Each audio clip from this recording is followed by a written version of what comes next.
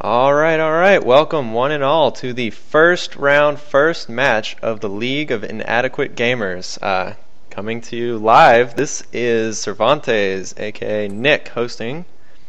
And this is Duck, aka Matt. And, And we're getting started here. yeah. This is our first ever live cast for the season. For those of you who are unfamiliar, the League of Inadequate Gamers is, of course, 8 very good friends and people who don't know each other that well, honestly, but people who are all bronze to gold league and in general fairly mediocre in our skills, but decided to compete because we are glutton for punishment in that way. Our first round deadline in our round robin season is next Sunday, but due to scheduling we are rushing our first matchup, which is JDukester, Josh JDukester Duke, in the bottom right playing the purple brotoss, and in the top right we have Brian Neal, aka the brotoss, who is not a street smart brotoss but in fact Terran. Yeah, and looks like both of them are just opening up with basic normal expansion times. You can actually see Jake Dukester's going for an early scout. He's headed over. Not going to find him. He's got a couple other spots to hit, so it's going to be actually a late scout, although early off of his base. Of course, the brotoss is going for the standard wall off. He's got his barracks finishing up here shortly. Let's see. Yeah, everything's fairly standard so far. Of course, this is our first of 3 matches in this matchup. The first map is Nerazim Crypt, as you can see. And coming to you after this will be the Zelnaga Caverns and then Backwater Gulch. And I'm really looking forward to seeing the outcome of our first matchup here. So, Nick, what do you think is something that maybe Jake Dukester is going to open with, you being Protoss as well? I've been playing with Josh a lot recently, the last few days, and I think the main thing he's been taking from his play is getting very strong gateway units out the gate, but I know he particularly despises playing as Terran because he doesn't handle things like Thors very well. And in general, it's just very hard to counter the higher tech units for when you're Protoss versus Terran. Yeah, it looks like we got 3 barracks going down for the Brotoss up here. So that's definitely going to be some early Marine pressure. And of course we see the early trash talk where he's noticed Jay Dukester's probe hanging out on the wall. Yeah, I'm actually surprised he must have picked that up on the mini-map because that is a bit hard to see. Yeah. But we see Brotoss shooing it away with his Marine up top there. And does the probe get away? Nope, it's going to die. Okay, and the SCV's coming around. It looks like it's going to this bottom left, so at present, Brian does not know where Josh is exactly, though he strongly suspects probably the bottom right. If you take a look at your production tab, we actually have oh, never mind. You canceled it. Excuse me. We got a couple of gateways going down. Oh, and there an early it is robo again. bay, Yeah. actually. Oh.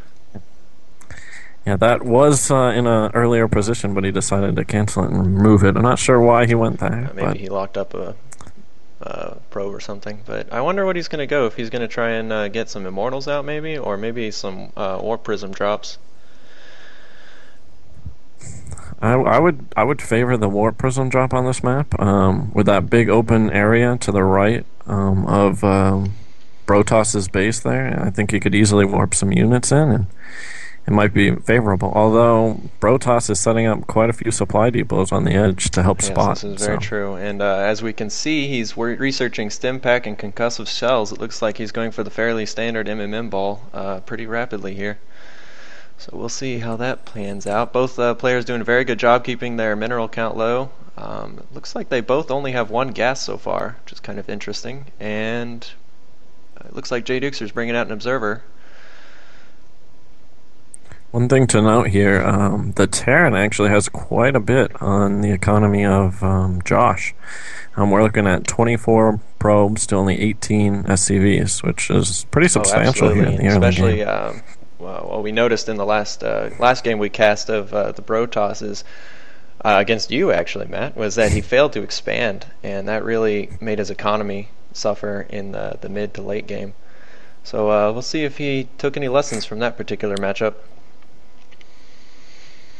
Well, it looks like we got both groups moving out here. Josh is taking one of the towers in the center, where Brian is actually pushing out with a small MM so ball. let's see, we have 2 Stalkers and 3 Zealots versus, what is that, like 10 Marines and 4 Marauders. Did the observer see the army? I'm not sure, but it looks like we're about to have our first confrontation. I don't think the army actually here it is. was Here spotted, it is. but And here they go. Josh notices he it. needs to be pulling back Focusing at this point. That's a losing battle. Those. And while this is happening, Josh went Brian, for the early expand, hoping to have his army kind of back it up. But here the brotoss is going to push in. He better cancel that Nexus because it's about to be killed. Yeah, I'm not sure if this is something that he's gonna cancel in time. He should be able to, but it's one of those things. Is his eye actually watching it? And it looks like it's okay. Good, he got the cancel off, which saved him probably a fatal blow. Well, this game could be over before we barely got started. He actually doesn't have too much more to defend this with. It's a pretty strong push. A little bit of early aggression here, I guess, caught Josh a little out. Yeah, it looks like Josh overextended himself with his building early on, not getting enough of an early ground army, so I guess I was completely wrong in my prediction. But, you know, that's dangers of casting, I suppose. It's one thing to actually note, too. Once brotoss actually got up to 18 SCVs, he actually stopped SCV production.